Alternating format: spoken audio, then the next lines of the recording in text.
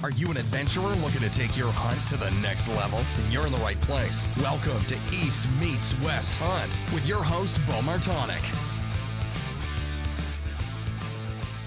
Hey everyone, welcome back to another episode of the East Meets West Hunt podcast presented by Spartan Forge. On this week's episode, this is part 2 of the episode with Johnny Stewart, Mason Martonik, and my dad, Joe Martonik. So in this episode, if you haven't went back, listen to the other one I released a few days ago.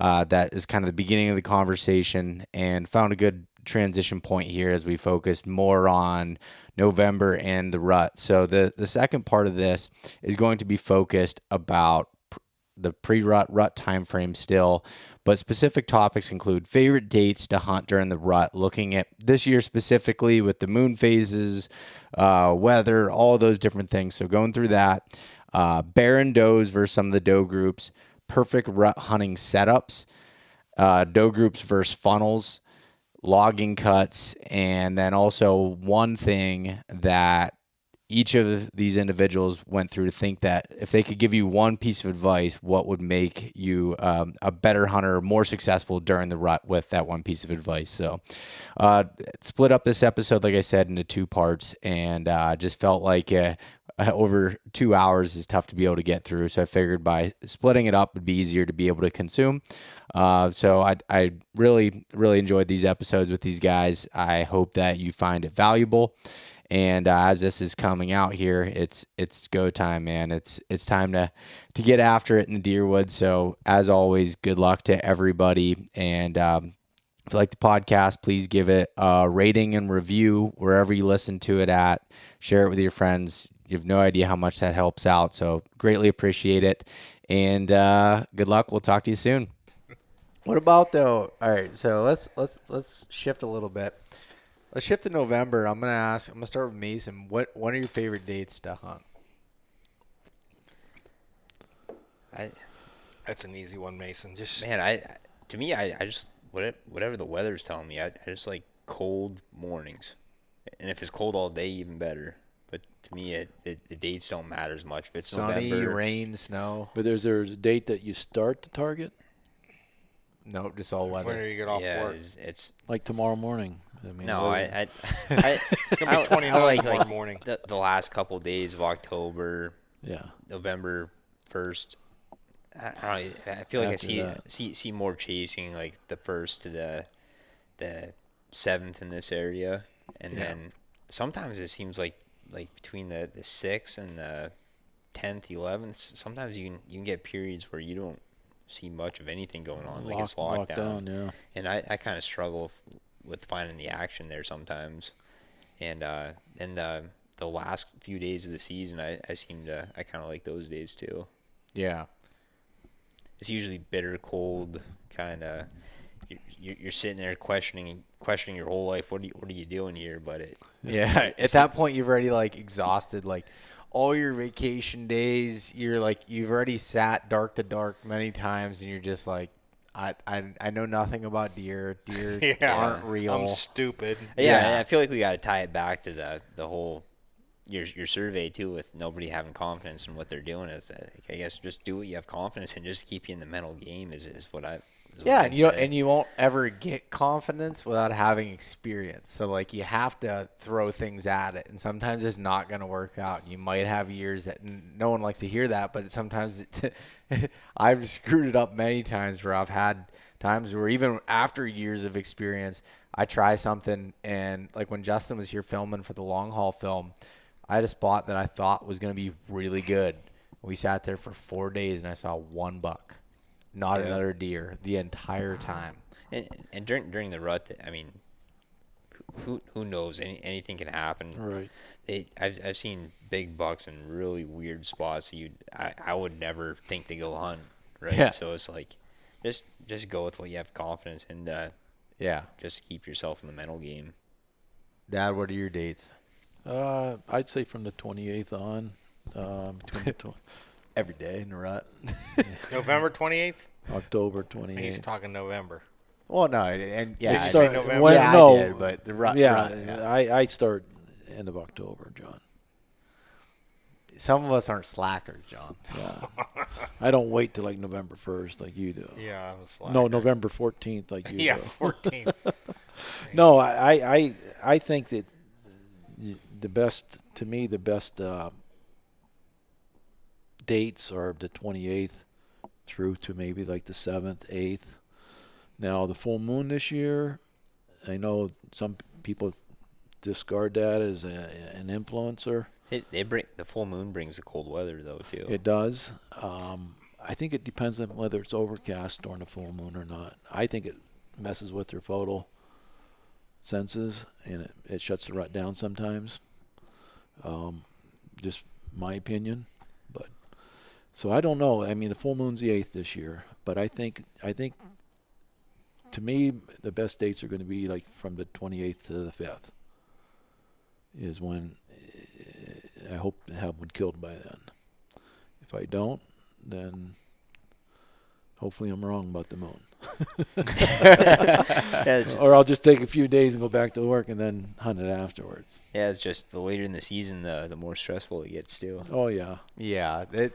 I hope that you're right because I haven't said on the podcast yet, but I'll be going, which I don't matter because I'm still going to be hunting, but I'm going to be in Alberta again from November 6th through like the 13th or whatever, which is my favorite time to hunt in Pennsylvania. Nice. And again, John, you look at me like, oh, poor you, you get to go to Alberta during that time. But I love Pennsylvania during those dates. Like that's if I'm just going to jump to me on this. Yeah. Like I like November the 6th, 7th through like the 12th. Like those are my dates. I think what Mason said about you have the periods of kind of like lockdown, slow type periods, those definitely happen, but I think the biggest deer are going to move then.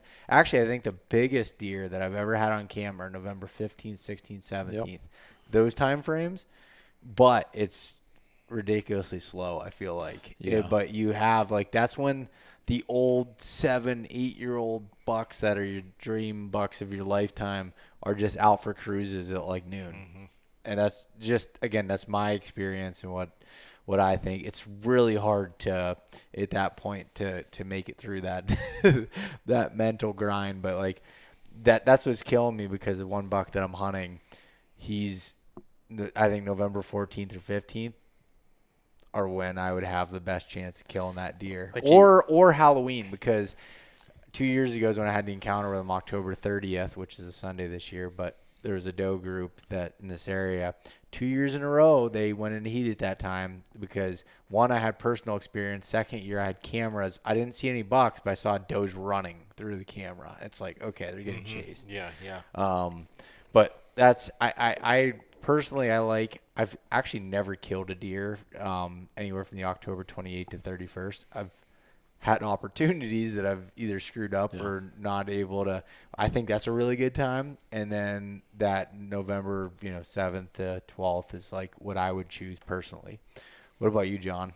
Well, first thing I want to say, Beau, since I'm such a bro of yours, buddy, I mean, when you're out there in Alberta and, you got that spot where that shooter's going to be chasing them doe, maybe I'll sit in your stand for you, keep an eye on I do owe you one. I think the father-son role reversal is going to start happening now. I've given you opportunities. You have. I offer. Listen, I have a pretty good spot. I didn't offer to you, John. I apologize. But I said, Dad, I said, you want to? He came in there once, tried to hunt with me. I said, you want to run some cameras in here, hunt it with me? I need some help. I need some extra people in here to try to hunt these deer. I said, obviously, I'm not, I haven't killed a buck in that area since 2017. I was like, I think I could use some help, and he's not jumping on it. So I might have to push that on. It's the same area that I was going to sell you the information to. Oh, okay. I got a good spot for you, John. Yeah, I got a good spot. It's going to cost you a little bit, John. John, if I thought I had a spot better than any of your spots to offer up, you're welcome to go to any of my spots at any time. Yeah. You know that. Anyways, about the dates. I didn't ask you. I'm just kidding. You did ask me. Did I? All right. But yeah, let me know when you're going to Alberta. Give me all your pins. You know what I mean? And give me all as much info as you can. Yeah. And I'll keep an eye on them spots. Yeah, just watch them. Make sure the bucks are doing what they need to. But anyways, I think my last few years, like 4th through the 7th, 4th, 5th, 6th, 7th, I feel like it's like peaking as far as not like, you look at maybe the does and heat might be about the 10th, 11th or something, but I feel like, excuse me, that's right on the fringe right there when everything's going nuts. I know last year every camera I had there was bucks on them. I like it when they're searching better than when they're, when the does are actually in heat, because then I feel like you have more lockdown type, like looking like that 4th through 7th, like you're talking about there. That's a good time for them to be kind of You're right. searching. Yeah, it's like right there. Everything's like, and then when you get a bunch of does in heat, then it's like, and then one question I got from like maybe Joe is like something like you look at, or you guys, doe bedding areas. Mm-hmm. How about like Barren does, like does that, there's some old ass does out there. Yeah, I mean, definitely. how do you deal with that? You know what I mean? But is it just, you think they still are with the rest of the herd, so it's a good spot to hunt in general because there's does there, or do you think there's like these old ass girls out there that are just going on their own? I think they're pushed out on their own. Yeah, and so like 'Cause you I might have be that hunting does. that one doe I've been filming that called Floppy Ear. Yeah. What was it, 13 and a half years?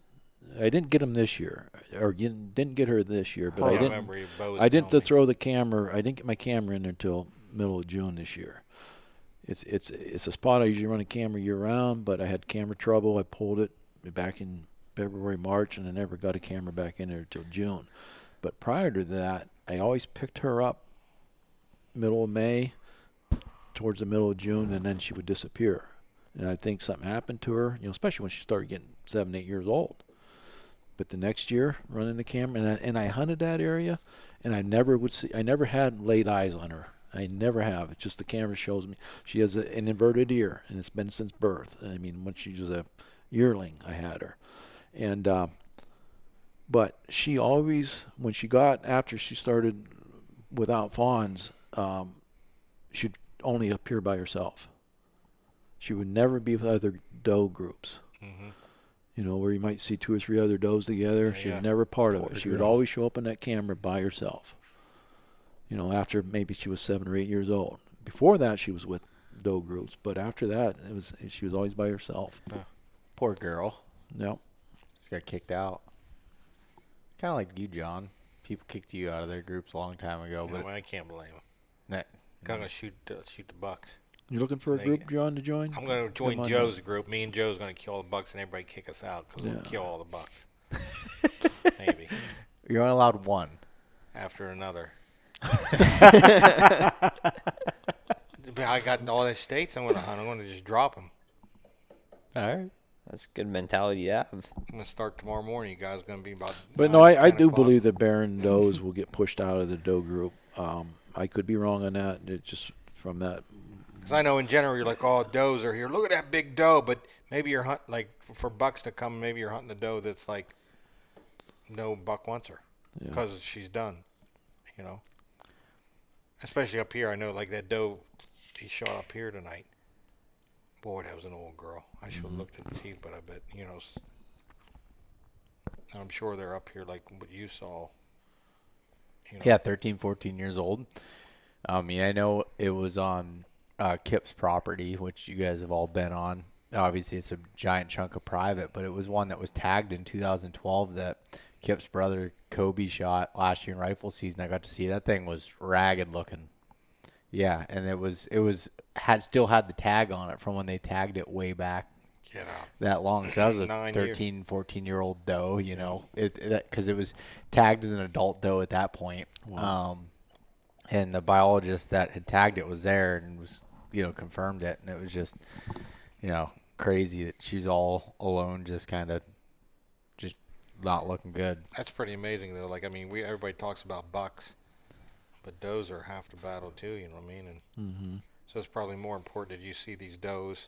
But then again, during the rut, you'll see a single doe because maybe the fawns will run off. But, I think when you're looking for does and a place to hunt doe beddings is maybe with fawns and, like, healthier, does that maybe produce, you know what I mean? Yeah. Do you guys like to hunt like a specific doe bedding? Or are you trying to be in like in between a bunch, or just like a travel corridor, knowing that there's probably doe bedding around?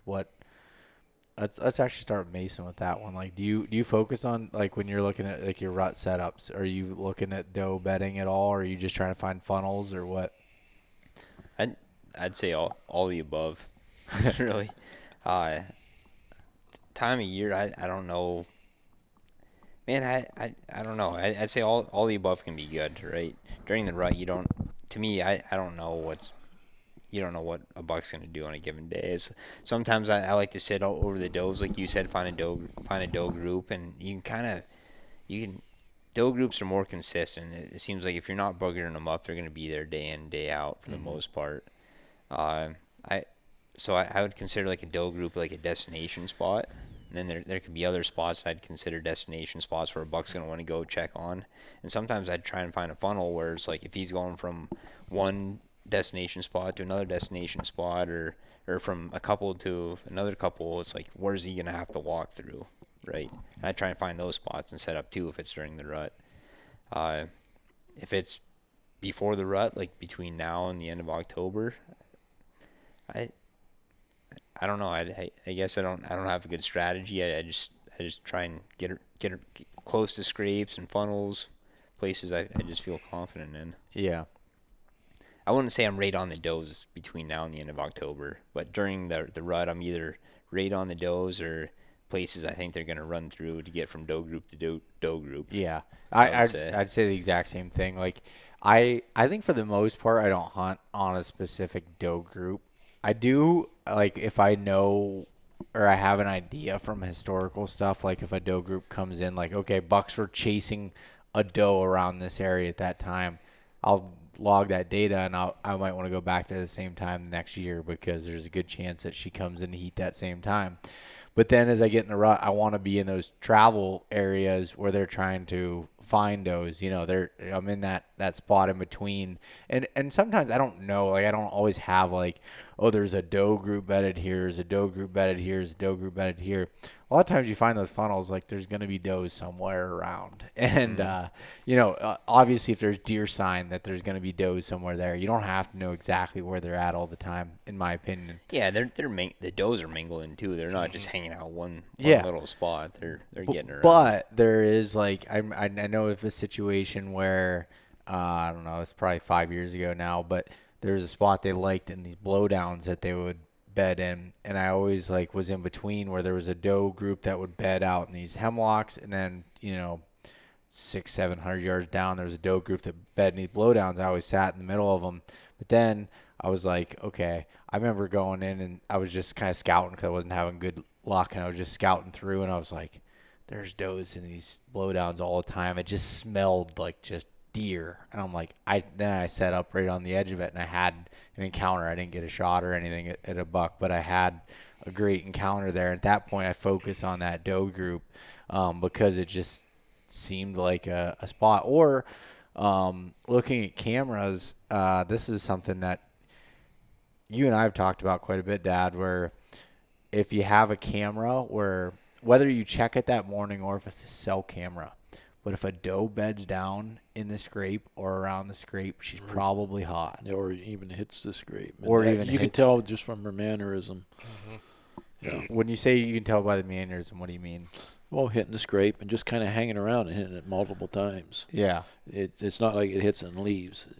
Yeah, because they're looking for she bucks stays too. around. Yeah, she's hanging around that scrape and bedded by the scrape in the background or whatever. But yeah, for sure.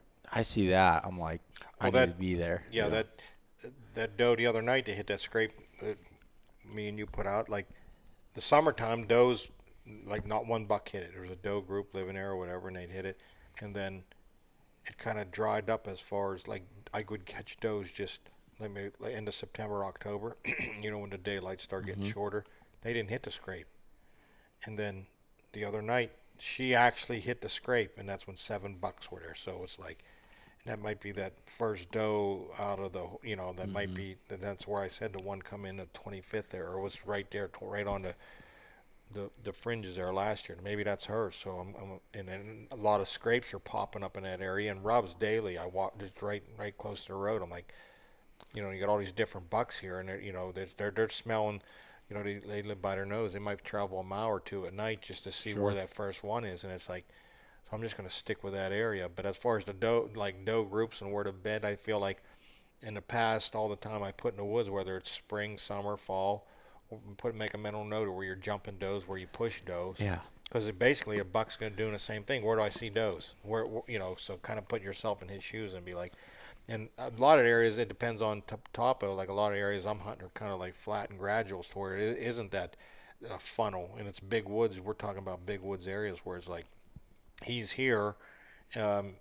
He's just like in his mind, I want to go to that doe. So you don't know where he is to access those does. You know what I mean? There is not much of a funnel. It's just kind of like, so get a little tighter to where them does live. And like Joe said, they're kind of like, feed and bed all in the same area. It's not like they're traveling. Yeah, they do travel, but with that, like the matriarch, they just kind of stay around and hang around this one, maybe half mile or even less than that. But if you're in the woods and you jump does, whether it's far, and you see them beds, it's just put that mental note in there and just get kind of downwind or close to that, because I feel like if there is terrain, then maybe there is a funnel to get to him, but if in the most part there might not, and he's just going to beeline to that downwind side of that area. Yeah, definitely going to work the downwind side of it, wind side of it, and I think the doe bedding varies throughout the year, but based on food availability,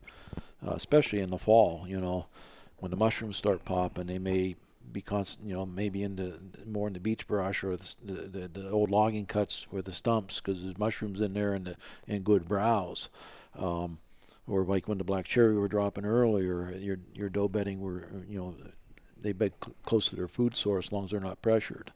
When you don't have the mass crops or the apples and you just have browse, that kind of makes it easier, because where you do see these doe groups, they tend to stay in that area. 100%. They're not going to move so much to the food source because they have the browse food. I mean, they're always going to have that. It's just if they have an overpowering food that's available to them in the area, they may gravitate towards that, and that doe bedding may shift on you. But the scrapes, I still think, in my opinion, the scrapes are, especially the community scrapes, they're built there for a reason, because that is a community area for the deer. Them does are bedded in that area. They come through there periodically. That's why that scrape's there. And I think that's why that's more of a money, where some of these other, the testosterone-driven scrapes, some of them may just be a food source-driven scrape, where the does are hanging around this, the black cherry or the oaks, and a buck comes through and hits a scrape just to let them know, hey, I'm here, and let me know who else is here. Well, and I think like one thing that I've also noticed, and this really works in like steeper country, but like where you have, say, does bedded in their beelining, say, up or down ridge to a food source, those bucks will move, perpendicular to them, so they can cut those trails and cut the scent. So if you're finding like heavy trails that are running, say, north to south, just for discussion standpoint, north to south, a lot of times the bucks will run east to west or some variation of that to cross those trails and check as they're cruising during the rut. So that's one thing I'll pay attention to, like heavy trails. A lot of times heavy trails are does, that are doing that. And if you find those faint trails that are, going perpendicular, sometimes they're not even on a trail, but the fact that, that's the way that they're going to want to run. That's something I've noticed in steeper country more so than flatter big woods. But listening to you guys talk more made me think more about the original question too, as far as, are you sitting on does or funnels too, where I think early November I'm leaning more towards trying to find where the does are and just getting in that area and hoping a buck chases a doe by me, right? Where the last week of the season of November, if I haven't filled my tag yet, I'm probably sitting a funnel trying to catch a buck moving from one area to the next. Just trying to find a doe that's left at that point. Yeah. Just looking for that midday zombie walker. Oh, those are great. Yeah. Yeah, because that time of the year, if they're locked down or have a doe that they're chasing, they're pushing them. They're pushing them in secluded areas, so they don't get bothered. I mean, you find a buck locked down on a doe in odd areas. Mm-hmm. Yeah. You know, because they're pushing them away. They don't want any competition. They're getting away from the other bucks. Then when they're done breeding hers, you're trying to get down those transition zones where they're okay. I'm done. I'm gonna go find another doe group, and that's where those funnels are money. Setting up on that type of pattern. Right. And then I like talking about all this, and then like what I witnessed, how that doe hit the scrape, and them 7 bucks were there. Then all of a sudden, another buck showed up and made a scrape 20 yards from there, and that tells me that, like in my opinion, that's like he's the man. He's like, I ain't messing with that scrape, because last year there was a monster buck in there. I ain't seen him yet, but he didn't show up last year till like now. So he might be like, he was downwind and made his own scrape, like, and just telling that doe, like, come hit my scrape, like I'm here, because I feel like a lot of these mature doe, she know he's around, or thinks, and she, they try to, I think, get together to strong survive, like the doe that's ready, she wants the best buck, so it's like stuff like that plays in my mind, like, like he made a scrape downwind. It's like, here's where I'm at. I'm over here. You come to me, like type of thing, like, so. Right. But a lot of that is like intriguing to me, not just, I got it on that community scrape. And out of them 7 bucks, they were 2 and 3 year olds. Not the, not the big one. Yeah. And I got one good one, probably a good 4-year-old. He never hit the scrape. I know he's in the area, and then maybe he's the one that made that scrape to the side, or the one that was there last year, came in. So it's like, I should get a camera on that, but it's just like, if that's the first doe, and he's like putting his sign down over here, be like, because I'm not them, and like, I'm gonna make my own scrape. So you could say, and then she'll probably start hanging around, like. Yeah. That makes me think of a study I just heard on a podcast where they had 3 cages all on the line. They had a buck on each end and a doe in the middle. And there's a young buck on one end and an older buck on another end, right? So doe in the middle, buck on each end, different ages. They screwed, or somehow they fastened a large set of antlers to the younger buck and a smaller set of antlers to the older buck, right? So they cut their antlers off and he essentially switched them, or made the younger buck have the bigger antlers. And the doe... Is this humane? And I don't know. Were you dreaming this? Out of the Mason? question. So they had a GPS collar on the doe, and the doe spent, and they switched them back and forth. The doe spent more time next to the fence where the buck had the larger antlers. Visually. Yep. Kind of like if Beau and I go out to the bar, the girls spend more time around me. Yeah. But it's kind of interesting though. Like you said, like is a doe going to go hit the bigger buck scrapes? I do believe, like, the older makes does sense. that have been around, and they want that mature deer. You know what I mean? Like, she hit that scrape. That's the only thing around. And Yeah, but what if you're a mature deer with little scrubby antlers? So like you're mature, but little scrubby? little scrubby, little I think what stubby. what I think Johnny's it trying to say though is most of the time the more mature deer have the. I think bigger like the antlers. strong Yeah. survive. Like Yeah. it's made to be that way, to where the doe, the big doe's ready, healthy, ready to breed early. It's like the big guy's gonna get her. You know what I mean? Like I feel like that's how it's supposed to be. But then you talk about the antlers, but does scent come into play too? Like, to me, my opinion, that older buck smells different than that young buck, right? Not just, I mean, she's just going off visual, but I would say, like, it's a smell thing too. Yeah, I know. I guess I don't know as far as how they determine that, but I'm sure there's like you said, between the visual and the scent, and like they know those certain deer. Like, Dad, your buck last year, that deer didn't have to go anywhere. Like, he never left from the time October went to the rut. He didn't have to go looking for does; they came to him. No, and I've been doing a lot of thinking since then. For that age class of a buck, is that the norm? Are they kind of I guess going through the whole life cycle. You get the year and a half, 2.5. They're being driven away by their mother. I mean, because they don't want inbreeding, so they're getting pushed out. Well, they get pushed out. They go, a mile away, 2 miles away. Well, they get run out by a bigger buck. So they're getting bounced around until they become old enough and large enough to fight. And once they establish their own doe group, is that where they end up staying? Mm-hmm. They might wander some. I think they're like people. You get some people that don't leave an area, that's what and other people that just want to travel. So I think it's not the rule, but I think it's. I don't know. I've been thinking a lot about it. I do too, and it's just what I just talked about, and I'm thinking about what made that scrape, because last year it was a buck. There was rubbing telephone poles, and his brows were this far apart. He didn't have a lot of times, but he was like this. And I'm sure he was a 6-8-year-old. Well, how many cameras did you have in there? Well, last year I just put 2 in there because I found the telephone pole rub. Okay. And then now I got my cameras all through there. Yeah. And on that scrape, I got 3-4, and I got a good 140. But I remember the reason I put the camera is that they started rubbing that telephone pole, and then all them rubs showed up like right now. I remember because I was working on camp. I didn't hunt, but I drove up that road once in a while. I'm like, yeah, and when he says a telephone pole, he means a real telephone pole, not just a tree the size of a telephone. An actual telephone pole. An actual telephone pole. I remember you showing me it. Yeah, and then all these rubs popped up, but they didn't pop up till right now, the 20th. Don't you have to go back to work anytime soon? Yeah. All right. Well, I'll keep an eye on that telephone pole. I'll hunt in your spot. You hunt mine. All right, trade.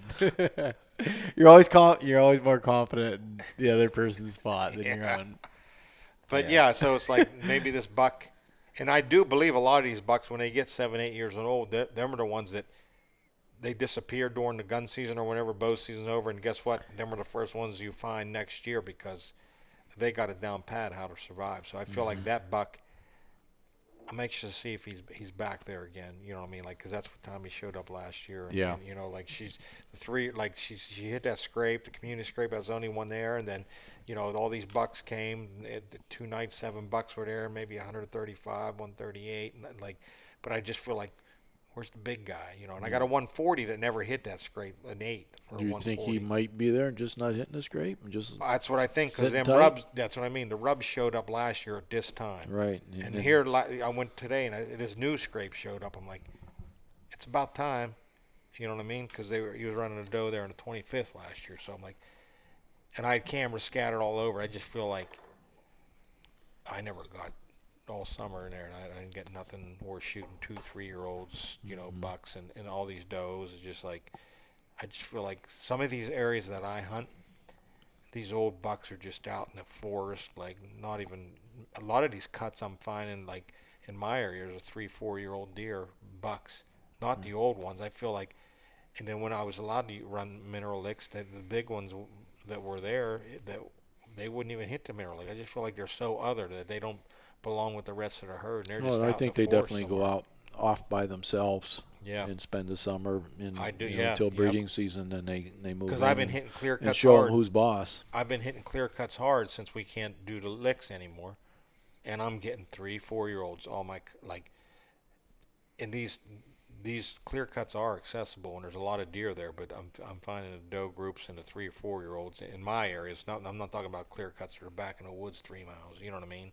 Yeah. Gated road. I'm talking about. Yeah, you're talking about your areas that are 40, 50 yards off the road where you can walk to. Yeah, and I'm like, it's very easy. But what I'm saying is when I come up here, I don't have the time to go back in the woods, so I'm running clear cuts. That's where all the browse is. So I'm hitting these clear cuts, and I'm not getting them mature deer.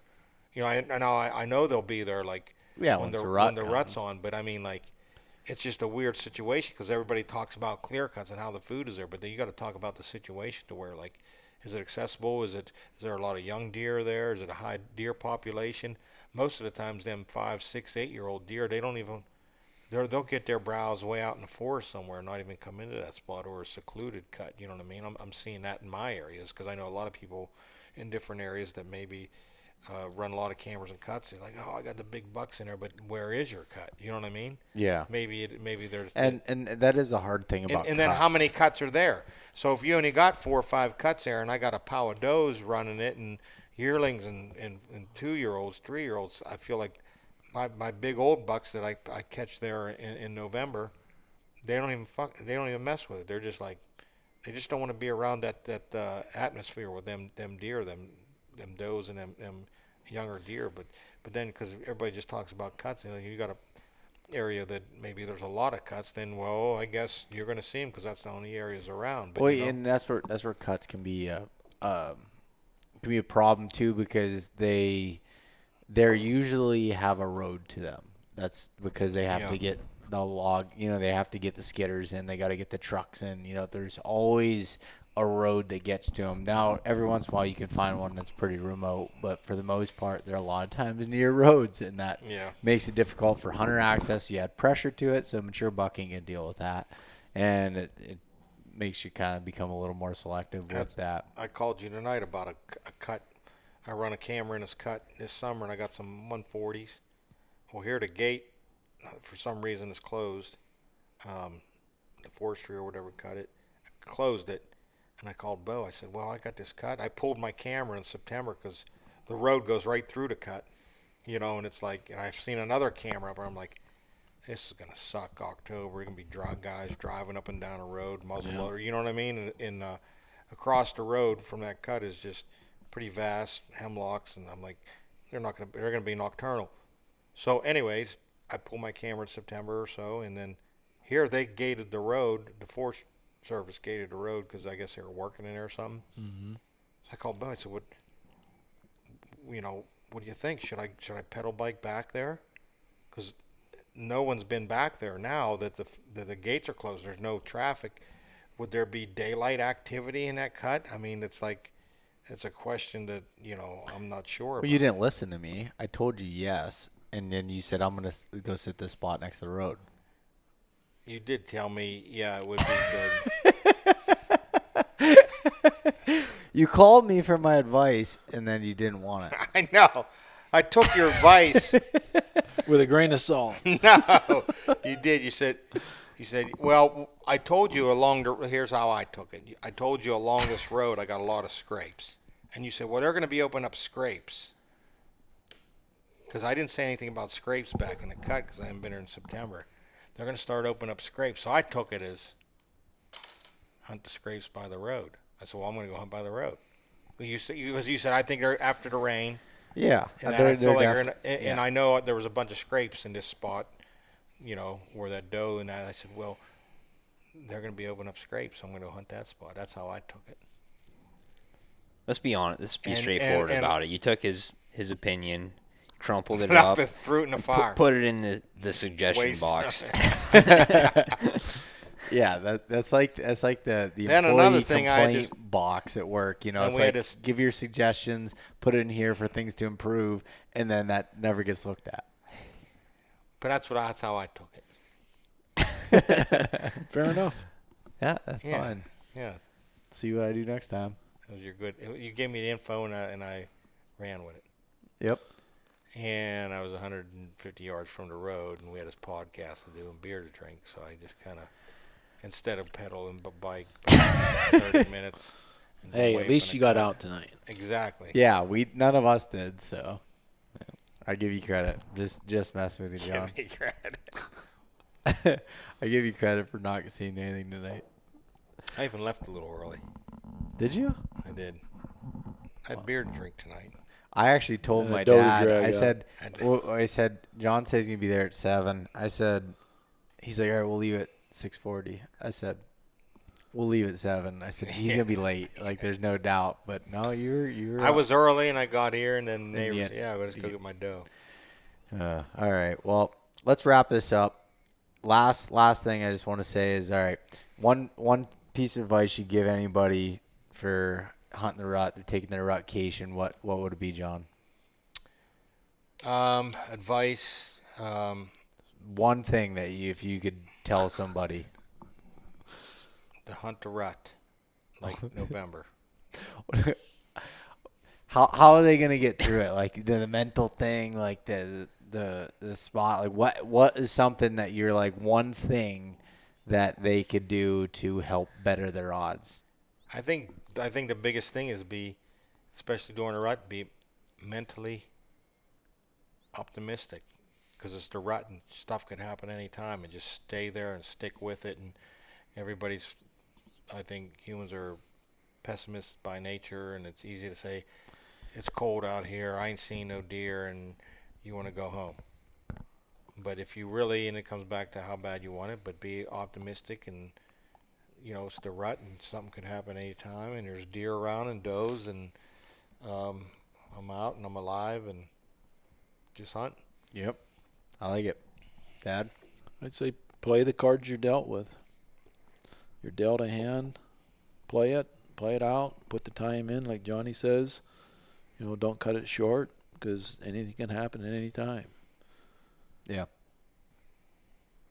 Yeah, I kind of want to piggyback on what these guys said. Is the more time you spend, the better odds you have, and yeah, I guess just stack the odds in your favor. Do what's gonna be confident for you, and you only have to try and figure it out. You only have to be right once.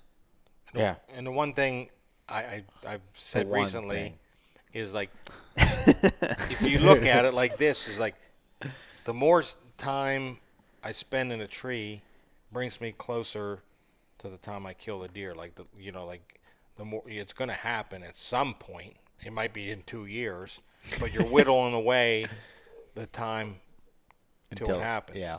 So you're getting closer. It's not very often that any of us sitting here have gone in the woods and killed a buck within the first half hour, except for Beau last year.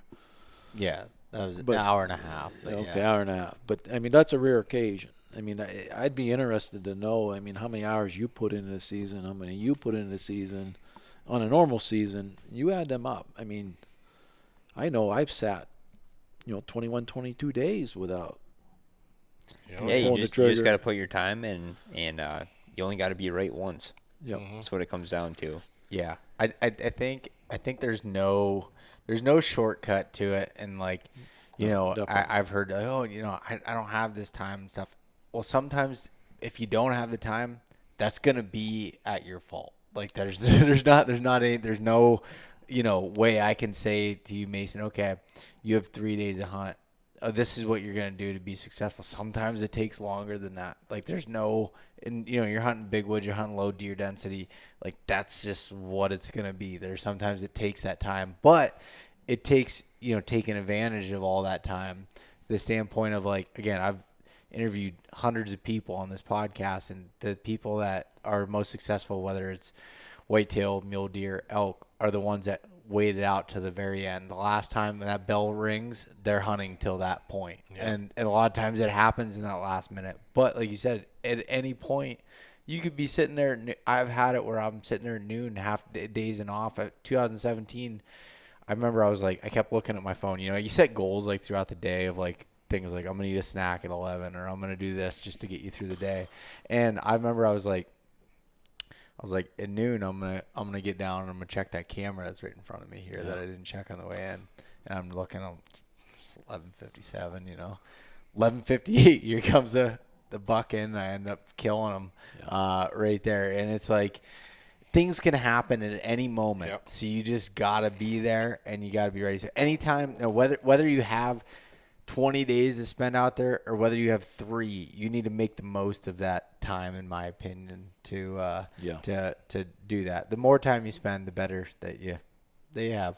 So I always tell myself, like what you said, like I'm staying till 11 o'clock, because there's times in the past I'm gonna stay till 11, and at like 10:45 you get down and a deer runs. I'm like, I'm not doing it. So like long ago I told myself, so I got to, like today I had to get down at 10:30. I had phone calls to make it 11, and it's like 10:27. I'm like, nope, I need to wait it. And then if I do get down and jump a deer, it's like, well, I made that decision. I planned to get down at that time for whatever reasons, But there's times when I was younger, I was like, oh, I see none. I get down and here goes deer. I'm like, I like your strategy as far as when you go into a stand site where you have a camera, don't pull the card before you climb up. Yeah. Because if you pull the card, you climb up there, and you don't have nothing good on it because maybe they were skirting the camera. It's all mental. Confidence It's shot. If you set the goal, and I do that a lot as you do, to where, 11 o'clock or noon, I'm going to get down, I'm going to pull that card, I'm going to climb back in the tree before I even look at it. Mm-hmm. So that I'm back in that tree. And it You gives have me to stay another there. half hour, even an hour, if there isn't anything on the card, where I stay a little longer yet. But yeah, you got to play that mental game. You got to beat your mind. Yeah, you got to play yourself. And I remember talking about staying longer. Last thing I'll say is I remember when I come home from college when you used to let me hunt your tree stands. When you were like, go to the spot, you're like, sit till 11:30. I'm like, Oh, it's like 9:30. I'm like, one time I'm like climbing down. I'm like slowly getting down. I'm halfway down the ladder. Here comes a 10-point in. I'm like, you got to be kidding me. I get down. I grab my bow, and I'm thinking I could do it. I think I was using your bow even. I was using my own bow. I went to draw back. I pulled the knock right out of the arrow because I had my finger wrapped around it because it was like before the, full capture type things. I was like squeezing so hard, I pulled the knock right out of the arrow. And the arrow was like dangling there. I'm at full draw and thought about just dry firing it. And I was just like, what do I do? Putting it down. And I never got a shot. And he went off. And then next weekend, I'm home again. Climb back up there. I sat till 10. Not when he told me to. Similar. I can't remember if something blew at me or whatever, but it was a scenario along those lines. And I'm like, now it's like, I tried to sit all day, but like if I'm gonna have a goal, like you said, I like what you said. Like I even did that the other morning when it wasn't even as critical, it wasn't during the rut, but it was like I had a goal of 10:30. Like that's when I was gonna get out because I had a podcast at noon, so I was like I had to make some. I was like I think I can get my everything tore down in that time frame. But as soon as it hit that dot, that's when I was going. I wasn't getting out at 10:25. I wasn't, because I'd be mad at myself forever if something happened. But all right, well, we've been going for an hour and 58 minutes here, so it's a lot of hot air. It's coming out of your head. Oh, No, this is a good episode here. So thanks, guys, for coming on. Hopefully this helps all of you out during the rut. I think the mental game is the biggest thing, as we've all kind of discussed here. Have faith in your spots. A lot of times where's a good spot. What sign looks like. What kind of deer will be traveling through. Just give it time and give it a shot. Send it. Send an arrow through the pump house, right, John? that's it, man. All right. Name of the game. Thanks so much for listening to this episode of East Meets West Hunt with your host, Beau Martonik. For more great content and to stay up to date, visit eastmeetswesthunt.com, Facebook at East Meets West Outdoors, and Instagram at East Meets West Hunt. If you enjoyed today's episode, please review and subscribe, and we'll catch you next time.